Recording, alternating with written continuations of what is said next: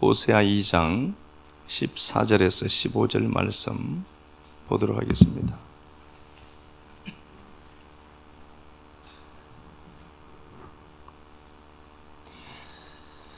그러므로 보라, 내가 그를 타일러 거친 들로 데리고 가서 말로 위로하고 거기서 비로소 그의 포도원을 그에게 주고 아골 골짜기로 소망의 문을 삼아 주리니 그가 거기서 응대하기를 어렸을 때와 애굽 땅에서 올라오던 날과 같이 하리라.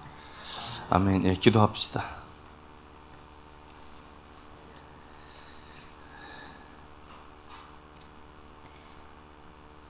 하나님, 예배하는 은혜 주셔서 감사합니다. 혹독한 더위에 단무스월 잘 견디게 하셔서 감사합니다.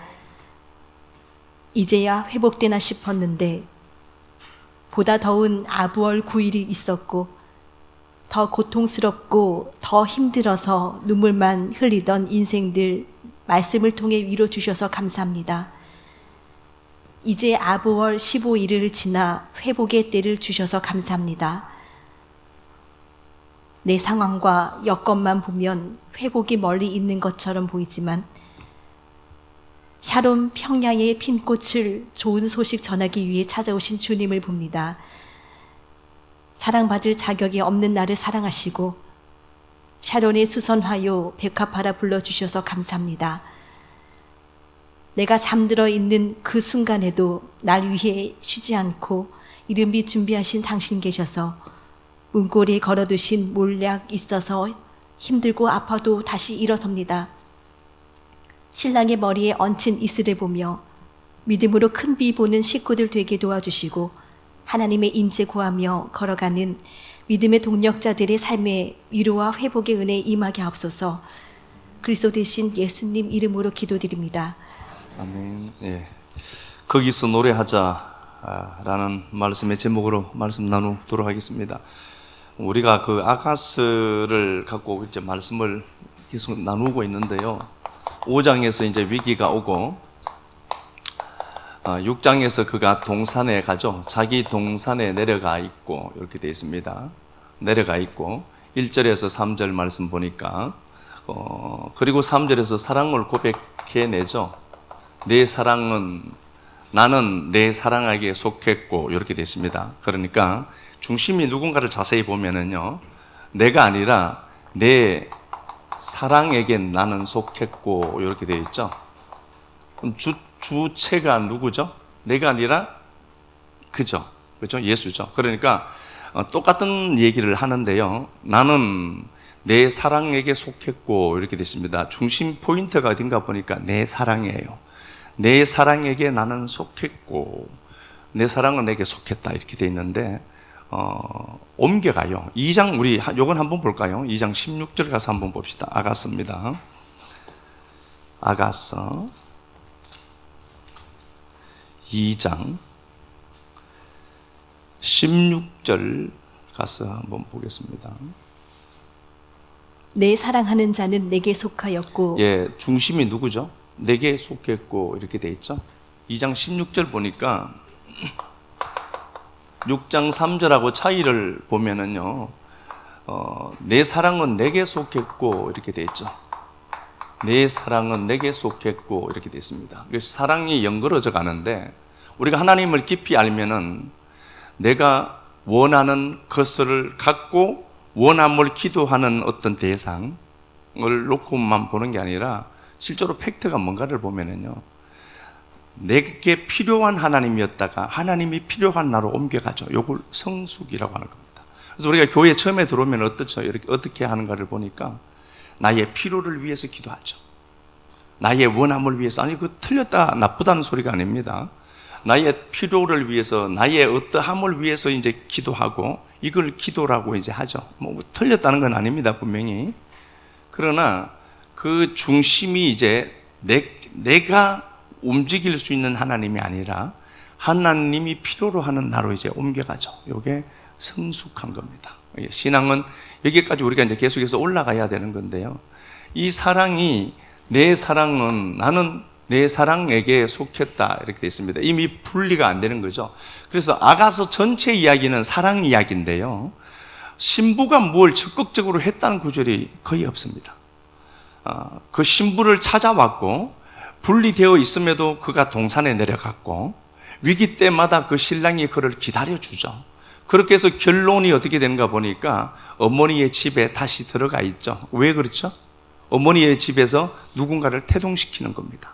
그 역사가 계속해서 이어지는 게 아가서인데, 아가서에서 엘룰월이라는 단어가 나왔다는 건 참 주목할 만한 겁니다.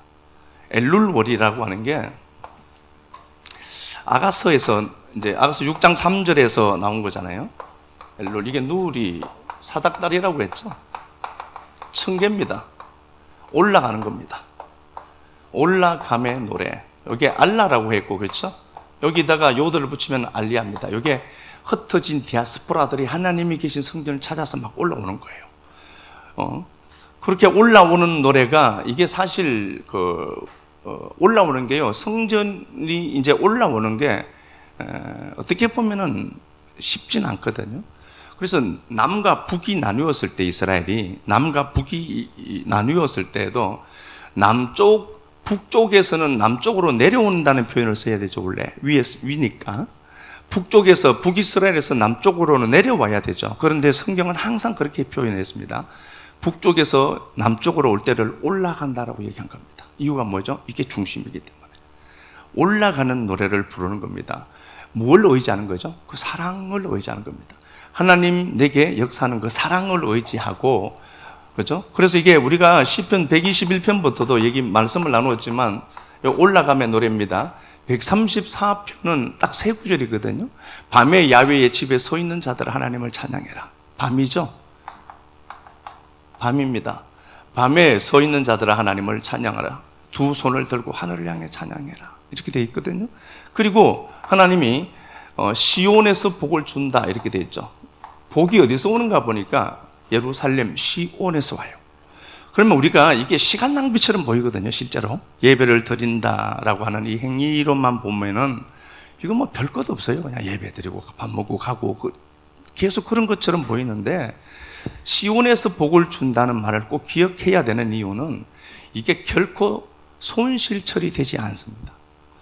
시온에서 우리가 밤에 시온에서 하나님 앞에 예루살렘 성전에서 찬양하는데요, 이게 사람들 보기에는 무모해 보여요. 밤에 그것도 왜 크게 올라가겠어요? 그죠? 이 길을 왜 올라가겠냐고요. 그 많은 시간들을 들여서 힘든 길을 왜 올라가겠느냐? 거기서 복이 오기 때문에 그렇습니다. 그래서 우리가 하나님을 믿는데 이런 의식을 자꾸 가져야 되는 이유는요, 내 상황과 내 현실만 보지 말고, 그럼에도 불구하고 내가 하나님의 성전에 들어와서 예배 자리로 들어와서 예배할 수 있다는 게 복이구나를 알고, 여기에서부터 이미 복이 시작되는 거거든요. 그래서 이런 의식을 우리가 갖고 있어야 돼요. 말씀을 듣는 것도 중요하지만요, 이걸 내 의식으로 자꾸 차곡차곡 하나씩 쌓아가야 되거든요. 그걸 우리가 해야 되는 거란 말입니다. 그리고 위기가 있을 때 그가 동산에 가 있죠.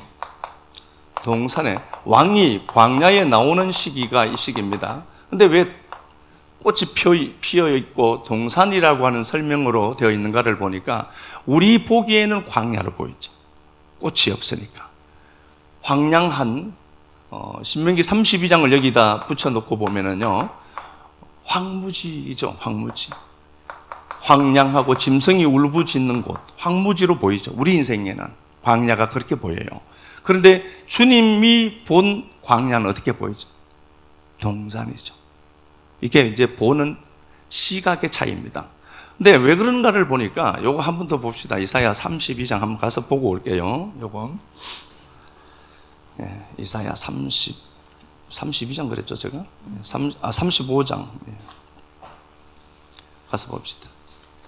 이사야 35장.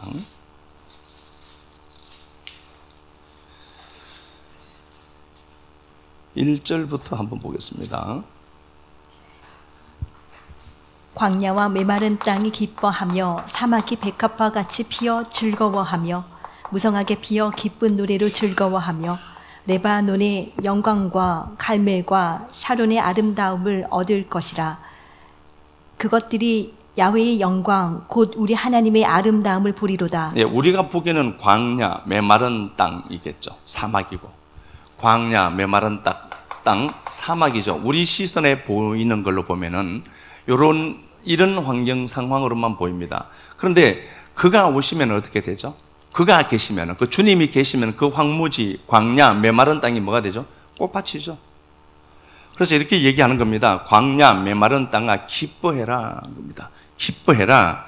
왜냐? 사막이 백합화 같이 피어 즐거워하고 무성하게 피어 기쁜 노래로 즐거워하고 쭉 이렇게 나오는 거죠. 왜냐 보니까 그 분이 오시거든요. 3절에 보니까 너희는 약한 손을 강하게 하고 떨리는 무릎을 굳게 하고 겁내는 자들아 굳세어라 두려워하지 마라. 보라 너희 하나님이 오사 보복할 것이다. 이렇게 되어 있습니다. 그러니까 우리가 보기에는 이 척박한 상황 속에 있는 내 삶의 현실을 바라보면은 두렵죠. 두렵고 두려움도 생기고 이건 당연한 겁니다. 건강한 겁니다. 두렵다, 두려운 게 나쁘다로 보시면 안 되죠. 두려움 이거는 지극히 정상적인 겁니다. 이런 감정이 올라오는 것 자체가 나쁘지 않아요. 여기에 함몰되면 안 된다는 거겠죠. 두렵다니까요. 두려워하지 마라. 겁내지 마라. 그가 오사 이렇게 됐습니다. 그런데 이 광야와 메말은 이 밤에 야훼의 집에 서 있는데 이런 상황 속에 있는 인생들이 광야와 메마름과 사막의 상황이 펼쳐져 있단 말입니다. 그런데 그가 오면 꽃밭이 돼요. 그분이 오시면 꽃밭이 돼요. 그래서 우리가 그분을 기다리는 곳이 어디죠? 이게 예배잖아요. 예배. 그래서 우리가 그 하나님을 붙들고 그 하나님의 오심을 기대하고 기다리는 거거든요. 그러면 어떻게 되는 거? 회복은 저절로 되는 거겠죠. 엘룰월은 그래서요, 이게 나쁜 개념이 전혀 없습니다. 엘룰월. 하나님이 이스라엘의 시간표마다 하나님이 거기에 디자인해 둔 것들이 있거든요. 그걸 우리가 이렇게 들여다보면서 내가 내 상황으로 지금 가져오는 겁니다. 가져와야 되겠죠. 이렇게 하나님의 임재가 있는 그 상황. 그러니까 우리가 보면은 광야라니까요. 그런데 하나님 보시기에는 뭐죠? 이게 꽃이 피어 있는 동산이다. 그러면은 광야야, 메마른 땅아, 사막아, 노래해라 이렇게 돼 있죠. 뭘 보는 거죠? 그가 오시면 꽃밭이 되는 거죠. 이거 보고 하는 거예요. 그래서 건너가기가 되는 겁니다. 현상에 잡혀 있는 우리가 아니라 현상을 보고 하나님의 일하심과 그가 오심을 미리 내다보면서 그걸 찬양하는 겁니다. 그래서 이게 엘룰월에는요, 엘룰월에 그 핫자브라는 꽃이 핀다라고 했죠. 온 들판에 흰 꽃이 피고 각종 꽃들이 막 핀단 말입니다. 그러면은 진짜 광야에 꽃이 피잖아요. 진짜 광야에 꽃이 피죠. 그 주님이 이렇게 찾아오거든요. 우리를 위해 찾아오는 길이란 말입니다. 그 왕이 자기 동산에 왔다라는 말은 권능한 네 인생의 황무지는 끝이 났다는 소리겠죠. 그래서 우리가 그 자리에서 서서 그분을 기대하는 겁니다. 그 주님의 오심을 기대하고 기다리는 게 엘룰월이거든요. 엘룰월의 역사거든요. 자, 이사야 66장 뒤쪽에 가서 봅시다. 이사야 66장. 성도의 삶이 있는데요. 이사야 66장.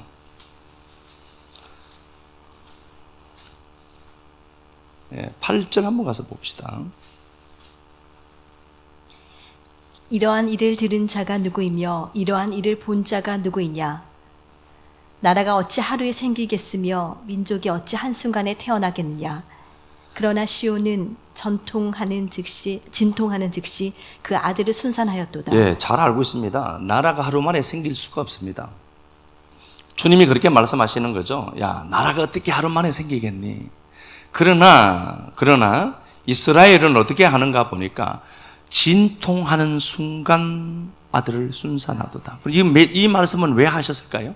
우리가 보기에는 어느 위치까지 도달하는 위치가 있다라고 봅시다. 내가 있는 서위치에서 여기까지 이제 고지론으로만 접근을 해도 올라가야 되죠. 여기까지 가는 길이 순탄치 않습니다. 많은 여정들을 겪고 올라가야 됩니다. 그런데 주님이 어떻게 말씀하는가 보니까 야, 그거 네 인생에는 갑자기 생길 수 있다로 얘기하죠. 나라가 어떻게 하루 만에 생기겠니? 그런데 이상하지, 이스라엘은 곧바로 생길 수 있다. 실제로 역사 속에서도 하나님이 이스라엘이라는 나라, 그 작은 나라를, 강원도 말하는 그 나라를 1948년 5월 14일 날에 갑자기 나라가 건국되어서요. 그걸 놓고 보이면서 우리에게 하시고 싶은 말씀은 뭐죠? 야, 나라가 갑자기 생길 수는 없어. 네 인생에 네가 원하는 것과 갑자기 안 생길 수 있다. 그런데 너는 이상하지. 그거 한꺼번에 생길 수 있다는 거예요. 그 하나님이 그렇게 있다. 그 말씀이죠. 그래서 집 이런데 뭐 돈이 많이 드는데 그 돈이 하나님 한꺼번에 갚을 방법이 있을걸요? 저는 몰라요. 저는 그 길을 모르지만 누구 눈탱이를 치더라도 땅을 팔아서라도 하나님 갚게 하시겠죠. 그러면은 하는 것 아닙니까? 그러니까 우리가 스텝을 밟아서 이렇게 올라가야 된다 이렇게만 보지 말고, 야, 나라가 어떻게 하루 만에 생기겠니? 그런가? 불가능하다 인생들 눈에는. 그런데 너는 이상하지. 그게 된다? 그 얘기예요. 그리고 우리 성도가 겪는 그 고통을 어떻게 묘사를 하는가 보니까 여기에 어떻게 보죠? 해산하는 고통으로 보죠. 그러면 내가 상황이 두렵습니다. 광야 같고 메마른 땅 같고 사막 같죠? 이런 기가 막힌 상황입니다. 실패한 것 같거든요. 근데 이걸 어떻게 보죠? 야, 너 지금 해산하고 있는 거야 라고 하죠. 그러면 이 해산이 어떻게 나쁘기만 하겠느냐고요. 내 인생에 나타나지는 복잡 다양한 일들이 있습니다. 야, 그거 좋은 거야 그거. 너 해산해서 아이를 낳으려고 그러는 거다로 보는데, 우리가 느끼기에는 어떻게 보이는가 보니까 힘들죠. 그래서 이 엘룰월에 하나님을 알면서도 기대를 안 하는 겁니다. 왜? 똑같으니까. 어제 실패했고 오늘도 실패할 것 같고 여전히 내일도 실패할 것 같으니까. 그렇지 않습니다. 나라가 어떻게 하루 만에 생기겠니? 야, 그런데 신기하지. 건너가 너는 된다. 가만히 제가 역사 속에서 펼쳐진 우리 식구들의 삶을 이렇게 한번 보더라도 되더라고. 되잖아요. 그러니까 하나님을 붙들고 마음의 상승이 먼저 중요하죠. 올라가며 노래를 부르고 올라가는 겁니다. 하나님의 약속의 말씀을 붙들고 보여지는 게 하나도 없어도요, 인생에 꽃이 핀 것 그것 보고 큰 비가 온다는, 그렇죠? 이슬 꽃이 피는 것 보고 큰 비의 소리를 들으면서 올라가는 거거든요. 그걸 우리가 해야 되는 거란 말입니다. 자, 오늘 본문을 보면서요, 한번 보겠습니다. 호세아 이야기입니다. 잘 아는 이야기죠. 호세아 이야기인데, 여로보암 2세 때 지은 거죠. 여로보암 2세 때의 상황을 묘사한 겁니다. 한번 보겠습니다. 여로보암 2세 때는 나라가 아주 강했습니다. 하나님이 불쌍히 여겨서, 여로보암이 뭘 잘해서가 아니라 하나님이 너무 인생이 고통스럽고 그러니까 불쌍해서 도와줬어요. 여로보암 때. 그래서 나라가 강해졌습니다. 아주 이제 부국이 된 거죠. 여로보암 2세 때거든요. 하나님을 제대로 섬기지도 않았습니다. 이 양반이 신앙이 그렇게 좋지 않았어요. 그런데 하나님이 너무 보니까 불쌍하니까 매일 짙어지고 다니니까, 야, 내가 너무 마음이 아프다. 그래서 돈 주고 이렇게 해서 부자를 만들어 버렸어요. 그러면은 여로보암 2세가 하나님이 하셨네, 이것만 알아먹으면 되겠죠. 그런데 여로보암 2세는 신앙이 없었거든요. 4장으로 한번 가서 보겠습니다. 4장 7절 한번 가서 봅시다. 4장 7절. 그들은 번성할수록 내게 범죄하니. 예, 잘 되는 게 저주였던 거죠. 그래서 이게 히브리어가 참 이상한 게요, 바라크라는 게 축복, 복이라는 단어지만 그게 저주도 같이 갖고 있는 거예요. 오늘 본문에도 나오는 사람이 있는데요, 호세아가 있고요, 고멜이 있습니다. 고멜이라는 단어가 신기하죠. 이 가마르라는 단어랑 똑같아요. 가마르입니다. 고멜. 이게 뭔가 보니까 완성하다, 실패하다를 같이 갖고 있어요. 그래서 이히브리어가 갖고 있는 그 참 묘미가 있는 것 같아요. 바라크라는 단어도 이게 복과 저주를 같이 갖고 있어요. 그래서요, 저주 같은 상황이 복이 될 수도 있고요. 진짜 막 하나님 막 더블로 갖다 붙네. 그래도 그게 저주가 될 수도 있다. 이게 같이 갖고 있거든요. 이 단어가 어떻게 상반된 단어가 이렇게 같이 이렇게 물려 있을까? 호세아가 있고요. 이때 여로보암의 때를 하나님이 호세아와 고멜로 펼쳐놓은 겁니다. 호세아가 구원이죠. 구원, 예수합니다. 구원한다는 겁니다. 누구를? 고멜은 창녀입니다. 1장 2절에 보면은 유명한 창녀입니다. 그 데리고 와서 네가 네 아내로 삼아라 이렇게 돼 있거든요. 근데 고멜이 잘하는 건 딱 하나입니다. 늘 그 남편을 버리고 다른 곳으로 가더라는 거죠. 이 상황을 통해서 여로보암 2세 때에 이들이 북이스라엘과 하나님의 관계를 이렇게 묘사를 해둔 겁니다. 야, 니들이 바로 그런 존재들이다 이렇게 되어 있습니다. 그런데 이게 입체감은 없어요. 왜 그런가 보니까 나름 열심히 살거든요. 그런데 하나님 보시기에는 지금 북이스라엘은 부한 나라입니다. 원하는 것을 끝없이 쟁취해 갔던 자들이고요. 그러니까 그들 보기에는 지금 잘 먹고 잘 살거든요. 북이스라엘이. 그런데 하나님 보시기에는 어떻게 보이죠? 창녀예요. 창녀로 보이더라는 겁니다. 아, 이게 누구 얘기인가? 내 얘기인가? 여러분, 이걸 보면서 우리의 모든 모습이 이렇다라고 보시고 인정하셔야 돼요. 누가 이런 애가 아니라 이게 여러분 저와 우리의 모습들입니다. 우리의 모습들입니다. 그러면은 이런 상황에서 고멜과 같은 여로보암 2세 때의 상황이거든요. 근데 고멜은 창녀, 유명한 창녀입니다. 그래서 우리가 하나님 나라의 유명한 창녀예요. 이런 인생을 끝까지 구원하는 게 호세아 얘기니까. 호세아의 중심 구절이 뭘까요? 11장이죠. 한번 가서 보겠습니다. 호세아 11장. 호세아 11장 8절 가서 한번 보겠습니다. 에브라임이여 내가 어찌 너를 놓겠느냐? 이스라엘이여 내가 어찌 너를 버리겠느냐? 내가 어찌 너를 아드마같이 놓겠느냐? 어찌 너를 스보임같이 두겠느냐? 예, 여기 보면 아드마, 스보임은 창세기 13장에 나오는 거죠. 소돔 고모라가 멸망할 때 그 인근 성을 얘기하는 겁니다. 그러면은 아드마같이 놓겠느냐 하는 건 뭐죠? 지금 이스라엘이 잘 하고 있습니까? 엉망이죠. 엉망이면 우리 같으면 어떻게 하죠? 에따 씨 모르겠다 버려라, 여자가 어디 하나밖에 없나? 이럴 텐데 하나님이 못하는 게 하나 있어요. 하나님 자기가 선택한 거 못 버려요. 이걸 우린 기가 막히게 믿으니까 이렇게 하는 거예요. 우리가 이 하나님은 제가요 하나님이 저를 못 버린 걸 알아요. 그래서 이렇게 좀 뻔뻔하기도 해요. 이게 우리들 모습입니다. 그러니까 우리가 이야 뭐 대단하네 이게 아니라 이 여로보암 2세 때의 상황이 바로 나예요. 그런데 기가 막힌 것은 하나님이 그 고멜을 못 버린다는 겁니다. 고멜이 스스로 찾아왔나요? 아니요. 호세아가 그렇게 찾아가요. 그래서 우리 주님이 이게 호세아가 예수예요. 예수합니다. 요게 예수합니다. 예수가 이 권능이 창녀 같은 고멜을 못 버려요. 자기 거거든요. 우리 인간들은 보면 어떡하죠? 버릴 수 있죠. 그런데 하나님은 자기가 선택한 걸 자기가 스스로 못 버립니다. 이걸 기가 막히게 하니까 이렇게 띵까띵까 신앙을 하는 거예요. 하나님이 그렇다 이렇게 되어 있거든요. 내가 어떻게 너를 놓고 어떻게 버리겠니? 그리고 하나님이 우리를 보고 긍휼이 불붙는다 이렇게 되어 있습니다. 이게 라함이거든요. 이게 자비, 긍휼, 여러 가지 단어를 갖고 있거든요. 이 단어를 굳이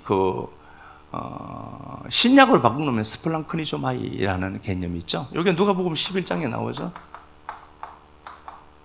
여기 나오는데 여기 보면은 나인성 과부가 있죠. 7장 11절이구나. 조심해야 됩니다. 이게 김문희 권사님 지적합니다. 누가복음 7장 11절인데요. 나인성 과부가 있는데 자기 아들이 죽죠. 그럴 때 우리가 보기에는 어떻죠? 이건 저주처럼 보이죠. 왜 안 되니까. 그런데 아들이 죽어야 되죠. 죽어야 누가? 예수가 와서 아들의 관에 손을 대죠. 그건 내 거라는 소리겠죠. 그리고 살리죠. 그럼 누구 아들이죠? 예수 그리스도의 아들이 되는 거죠. 그럼 이게 뭐예요? 그래서 이게 바라크라는 게 복과 저주를 같이 갖고 있다니까요. 이게 나쁜 걸로 보이죠. 내 인생에 펼쳐진 삶들이 나쁜 걸로 보이지만 결코 나쁜 게 아닙니다. 성도는 모든 것이 합력해 선을 이루어요. 그러니까 결코 나쁜 게 없습니다. 내가 보기 아픈 거예요 지금. 선악 구조에 잡혀있는 내가 보기에는 나쁜 건데 이 과부의 아들이 죽었죠. 주님이 어떻게 하냐 보니까 불쌍히 여기더라. 이게 스플랑크니조마예요. 창자가 끊어지는 겁니다. 제가 말씀드렸죠. 왜 그러냐? 내 새끼니까 그래요. 내 새끼니까. 내 새끼 아니면요 적당하게 창자가 끊어질 정도로 아프진 않아요. 그렇게 하더라는 거죠. 이 단어가 바로 긍휼이 불 붙듯이 붙는다는 겁니다. 하나님이 호세아서를 우리가 보면서 호세아서를 보면서요 이스라엘 백성들이 잘하는 게 뭐가 하나라도 있느냐? 없다. 전부 다 타락했고 하나님과 4장 7절 말씀에 그들이 부하면 부할수록 나를 버리고 떠나가더라 이렇게 되어 있거든요. 그런데 야 내가 니들을 어떻게 버리겠니 도대체? 니들 보니까 내 마음에 긍휼이 막 불붙는다 하는 겁니다. 새끼란 소리겠죠. 그리고 그 호세아를 통해서 고멜을 구원해내죠. 호세아가 그 고멜이 실패한 인생처럼 보여요. 그런데 완성이라는 개념을 갖고 있는 이유는 뭐죠? 단어를 하나님이 그렇게 하시겠다는 소리예요. 다 이루는 장소를 어떻게 하는가 보니까 오늘 본문입니다. 2장으로 다시 한번 가서 봅시다. 2장 14절 가서 한번 봅시다. 그러므로 보라, 내가 그를 타일러 거친 들로 데리고 가서 말로 위로하고 거기서 비로소 그의 포도원을 그에게 주고 아골 골짜기로 소망의 문을 삼아 주리니 그가 거기서 응대하기를 어렸을 때와 애굽 땅에서 올라오던 날과 같이 하리라. 예, 거친 들에서 위로합니다. 위로하는 장소치고는 좋지는 않잖아요. 거친 들, 이게 미드바르입니다. 바르입니다. 다바르가 있는 곳입니다. 거친 들, 황무지입니다. 이게 이사야 35장에서 우리가 확인했습니다. 이사야 35장에서 확인했던 사막, 황무지, 그죠? 사막, 황무지, 황폐한 곳이라는 단어입니다. 이거 똑같은 겁니다. 거친 들에서 위로하더라는 겁니다. 자, 다시 볼게요. 우리가 보기에는 사막이고 황무지처럼 보이죠. 폐허처럼 보여요. 내 인생의 삶의 여건들이요. 뭐가 안 되는 것 같아요. 그런데 하나님 보시기에는 뭐가 있죠? 꽃이 핀 꽃밭입니다. 이걸 우리가 봐야 돼요. 내가 지금 인생에 뭐 잘 되는 게 없는 것 같다? 아니요. 주께서 이사야 6장 1절 3절 말씀이 어떻게 죠? 자기 꽃밭에 내려가시죠. 광야라니까요. 왕이 엘룰월에는 광야로 내려와요. 그러면 그 광야가 내가 보기에는 척박한 땅이거든요. 생존이 불가능한 땅처럼 보인단 말입니다. 그런데 이 땅에 그분이 오시면 뭐가 되죠? 꽃밭이 돼요. 그래서 이게 거친 들에서 위로한다는 소리는 그러면 어떻게 이해를 해야 되겠죠? 뭐 좀 안락한 공간에서 왕궁으로 데려가서 위로하더라 이러면 참 좋은데요. 거친 들에서 우리를 말로 타이르더라, 위로하다, 이 파탄데 히필령으로 되어 있습니다. 그러니까 설득하다는 단어거든요. 무슨 설득을 이런 데서 해요? 적어도 커피숍에 데려와야지. 이렇게 하더라는 겁니다. 그럼 이게 무슨 말이죠? 네가 네 인생 보기에는 거친 들로 보이지. 야, 내가 오면 꽃밭이지 이런 겁니다. 주님이 내게 오실 그때 뭐가 되죠? 꽃밭이에요.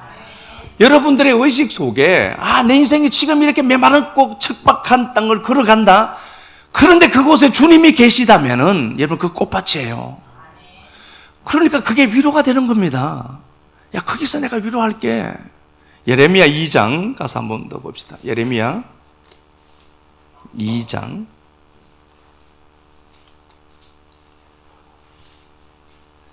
예레미야 2장 2절 말씀부터 한번 봅시다.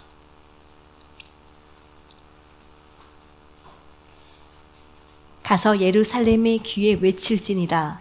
야훼께서 이와 같이 말씀하시기를 내가 너를 위하여 내 청년의 때의 인애와 내 신혼 때의 사랑을 기억하노니 곧 씨 뿌리지 못하는 땅 그 광야에서 나를 따랐음이니라. 예, 이스라엘 백성들이요 이집트에서 살다가 홍해를 가르고 이렇게 하나님이 끌어내죠. 그리고 광야의 삶을 40년 살게 합니다. 정확하게 나온 것 들어가는 것까지 합쳐서 40년이니까 38년을 살게 하죠. 그리고 약속의 땅 가나안 땅에 입성하게 하는 겁니다. 그러면은 광야 기간을 40년 걷게 하죠. 이게 광야거든요. 미드바르입니다. 신명기 32장에서 묘사하는 이 땅을 보면은 찾지는 말고요. 짐승이 울부짖고 간조하고, 신명기 8장 15절에는 뱀과 정갈이 있는 땅, 혹독한 고통이 도사리고 있는 땅으로 묘사한단 말입니다. 이 광야를.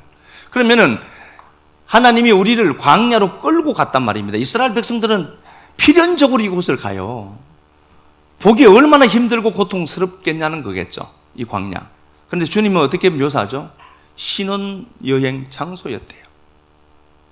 그래서 우리가 보는 눈과 그분이 보는 시선이 다른 겁니다. 내가 보기에는 황무지인데 이게 무슨, 근데 주님이 네 청년의 때에 신혼여행 간 그 장소를 어떻게 하죠? 광야라고 하는 겁니다. 여기에서 우리가 하나님을 배우는 겁니다. 다시 한번 봐요. 이게 분명히 그렇게 돼 있다니까요. 2장 2절 보니까 청년의 때의 인애와 네 신혼 때의 사랑을 기억하노니 씨 뿌리지 못하는 땅 그 광야에서 나를 따랐다. 광야에 있는 기간을 신혼여행 기간이었대요. 그러니까 하나님 보시기에는 가장 행복했던 거예요. 이권능이 같은 창녀 고매를 끌고 광야로 갔단 말입니다. 광야에 가서 주님이 그렇게 말씀하는 거죠. 야, 우리가 여기서 신혼여행 보냈던 장소지, 이렇게 얘기해요. 그런데 그 여자가, 신부가 척박한 광야를 보는 게 아니라 눈을 조금만 들고 그 나를 지극히 사랑하는, 감히 피조물을, 하나님이 피조물을 이토록 사랑한 게 우리란 말입니다. 그 주님이 우리를 보고 그런다니까요. 야, 이게 가장 행복한 때야. 눈만 들어서 광야가 아니라 그 주님과 아이 컨택만 하면 어떻게 되죠? 그게 가장 행복한 곳이에요. 그래서 그분이 광야로 내려와서 나랑 다시 어떻게 하죠? 옛사랑이 있었던 그 장소로 내려와서 눈 맞추겠다는 거예요. 그 장소에서 내가 너를 다 이룰 거다. 네 인생이 오늘 본문에도 아골골짜기로 되어 있죠. 아골골짜기. 이를 소망의 문으로 바꿔낸다 이렇게 되어 있습니다. 이게 여호수아 7장이죠. 여호수아 6장에서 보면은요, 여리고 성을 함락하죠. 그러니까 인간들이 이거 내가 했는 거네, 내 힘으로 가능하구나로 착각하죠. 그래서 7장에서 보니까 아이 성을 치게 되는데, 아이 성은 작은 성이니까 인간들이 우리가 올라가서 그냥 적은 숫자만 올라가도 우리가 이길 수 있습니다를 고백했고 가서 3,000명이 죽어요. 그런 거죠. 수많은 사람들이, 3,000명은 아닙니다. 수많은 사람들이 죽고 패전했죠. 그런데 패전한 원인이 뭔가 보니까 여기에 아간이라는 사람이 있는데 아간이 잘못한 게 있어요. 그래서 아간 식구들을 데리고 7장 24절 이하 말씀해 보니까 아간 가족과 그가 가진 모든 재물을 갖고 다 죽이고 돌무더기를 샀죠. 그걸 아골골짜기라고 하거든요. 네 인생이 실패한 것처럼 보이지, 아골골짜기처럼 보이지, 야, 그게 소망이 된다. 이 골짜기가 우리 인생에요, 내가 보기에는 황무지처럼 보여요. 그런데 그분이 오시면 꽃밭이 되거든요. 주님이 그러는 거예요. 권능아, 네가 창녀같이 그래도 내가 결코 너를 놓지 않는다. 나는 너를 다 일러서 어디서? 광야에서요. 그래서 눈을 감고 이렇게 내 상황이 광야라고 그냥 이렇게 보시고, 돈이 없든 아프든 무슨 문제가 있든 광야에 이렇게 있으면서 광야를 보는 눈을 들어서 그 신랑이 자기 꽃밭에 와 있는 걸 보셔야 돼요. 엘룰월은 그거 잘하는 게 복입니다. 근데 이 말씀을 붙들고 자꾸 올라가야 되지. 이게 엘룰월이 상승이라고 했잖아요. 올라가야 되지. 도망하면은요 끝이 없습니다. 도망하는 자에게 천국은 결코 오지 않는다는 유명한 말 알죠? 네가 도망치기 시작하면 그 천국은 결코 네 인생에 오지 않을 거다. 내려가는 겁니다. 올라감의 노래가 올람이라고 했잖아요, 그죠? 요것만 보겠습니다. 올람인데요, 내려가는 게 있습니다. 야라드입니다. 야라드. 내려가다는 겁니다. 한번 내려가면은요 끝없이 추락합니다, 인생은. 그래서 오늘 내가 서 있는 이 자리에서 어떻게든 버티면서 올라가려고 해야 되죠. 엘룰월에는 올라가는 노래를 불러야 되니까. 근데 한번 힘드네 그리고 좌절하고 내려가기 시작한다면 여러분 바닥 봅니다. 요거 한번 봅시다. 요거 보고 요나스 한번 가서 봅시다. 요나스. 제가 저주하는 게 아니고요, 힘내시라고 한 소리입니다. 내려가지 말라고. 요엘, 아모스, 오바다, 요나 이렇게 되어 있죠. 1장 가서 제가 한번 보겠습니다. 군데군데 한번 보겠습니다. 하나님의 말씀이 아미떼의 아들 요나에게 임합니다. 말씀이 들려요. 1장 1절에 보니까 하나님의 말씀이 아미떼의 아들 요나에게 들려요. 들리면 어떻게 되죠? 상승해야 되겠죠. 올라가야 되겠죠. 주님이 이렇게 말씀하십니다. 너는 일어나. 어떻게 있다는 거죠? 주저앉아 있어요. 주저앉아 있죠. 주저앉아 있는 상황이 힘들 수 있어요. 주저앉아 있을 수 있다니까요. 주저앉아 있는 요나에게 야, 하나님의 말씀이 딱 들려요. 일어나라 하는 겁니다. 야, 너 왜 자꾸 주저앉아 있니? 그냥 좀 일어나라고 하죠. 일어나라. 그리고 올라가라는 겁니다. 일어나 저 큰 성읍 니느웨로 가서 외쳐라. 이렇게 돼 있죠. 주저앉아 있지만 말고 좀 일어나라. 그리고 올라가자. 니느웨 성으로. 그렇게 말씀을 하시는 겁니다. 그러나 3절에 요나가 야훼의 얼굴을 피하려고 다시스로 도망하려 하여 욥바로 내려갔더니 내려가요. 한번 내려가죠. 이거 힘듭니다. 다시 올라오는 게 힘들어요. 요나가 다시스로 욥바로 내려갔더니 욥바로 내려가죠. 배가 하나 있어요. 배를 탔습니다. 풍랑이 막 일어나기 시작합니다. 5절 하반절에 그러나 요나는 배 밑층에 내려가서 자꾸 내려가요. 한번 내려가면 끝까지 내려갑니다. 참 이거요, 신앙이라고 하는 게 올라가지 않으면 내려가요. 배 밑층에 내려가서 자꾸 내려가는 걸 뭐라고 하죠? 잠들어 있는 겁니다. 잠들어 있어요. 배 밑으로 내려가 있어요. 이게 죽음입니다. 잠들어 있다. 이게 죽음을 상징하는 거라고 했죠. 자, 배 밑으로 계속해서 내려갑니다. 한번 내려가니까 계속해서 내려가더라는 겁니다. 그리고 그가 요동치게 되고 배가 요동치게 되고 사람들에게 나를 바다에 던지라 그럽니다. 배보다 더 낮은 바다에 던져집니다. 15절 요나를 들어 바다에 던집니다. 바다로 내려가면 추락할 곳이 없는 줄 알았는데 더 있어요. 또 내려가더라 이렇게 되어 있습니다. 그런데 하나님이 그를 물고기를 예비하사 그를 구원했죠. 그리고 그가 물고기 바다에 던져졌는데 물고기 속에 또 타요. 하나님 은혜겠지만 2절에 보니까 2절 하반절 내가 서울의 뱃속에서 부르짖었더니 서울 지옥으로 묘사되는 거죠. 결국 어디 가죠? 배 타고 고기 타고 지옥을 경험해요. 그래서 내려가는 자에게 결코 천국은 보이지 않는다. 어떻게 해야 되죠 그럼? 올라가야 됩니다. 아셨죠? 힘드네. 힘들 때 전하라고 식구들이 있어요. 힘들거든 나보다 먼저 이 길 걸어간 사람에게 전하하세요. 혼자 끙끙거리지 말고. 그래서 우리가 교회가 식구라고 하잖아요. 밥을 같이 먹는 이유가 식구잖아요. 좀 이렇게 좀 나보다 그래도 시간적인 어떤 여유가 있고 마음이 좀 여유가 있는 분들이 있거든요. 전화하세요. 가만히 계시지 말고 좀 괴롭히세요. 저한테 전화하지 말고. 우리 장모님도 있고 권사님도 좀 많이 있잖아요. 권사님 오늘 힘든데 밥 한 그릇 사줬어. 하라니까요. 그때 사용해 먹는 찬스들이에요. 만약에 안 사주겠다. 그럴 사람은 하나도 없어요. 제가 봐도. 내려가지 말고 힘들 때 누군가 붙들고 하소연도 조금 하고 너무 오래 하면 안 돼요. 서로 지치니까 조금만 하고 차 한잔 마시고 집에 가고 이렇게 내려가지 말고 엘룰월에는 내려가지 말고 내가 보기에는 척박한 땅 사막 황무지 같이 보이지만 그분이 오시면은 그건 꽃밭입니다. 그러면 내 인생에 지금 상황들이 황무지처럼 보이죠? 가만히 보세요. 그 장소에 그분이 계신다니까. 나를 끌고 지금 어떻게 하죠? 다 이러잖아요. 응? 그분이 오셔서 내 귀에 속삭인다니까. 야, 이게 우리가 신혼여행 왔던 자리야. 근데 그게 미드바르가 이게 말씀이 들리는 곳입니다. 여러분들 말씀이 들린다면 신혼여행 온 그 장소에 다시 와 있습니다. 그 신랑에게 화답하는 시간 되었으면 좋겠습니다. 찬양 우리 한번 드리도록 합시다. 자세히 내 인생 광야 들여다보니 불모지고 척박하고 사막이 아니라 꽃밭이었습니다.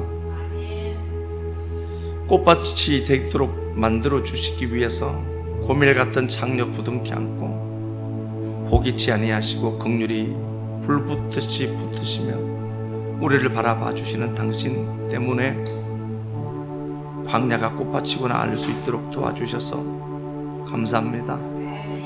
광야를 자기 꽃밭이라고 자기 동산이라고 보셨던 당신의 시선이 우리 식구들에게 배양되도록 도와주셔서 모든 것을 합력해 선을 이루시는 당신의 은혜 앞에 반응하는 식구들이 많아지도록 꼭 도와주옵소서.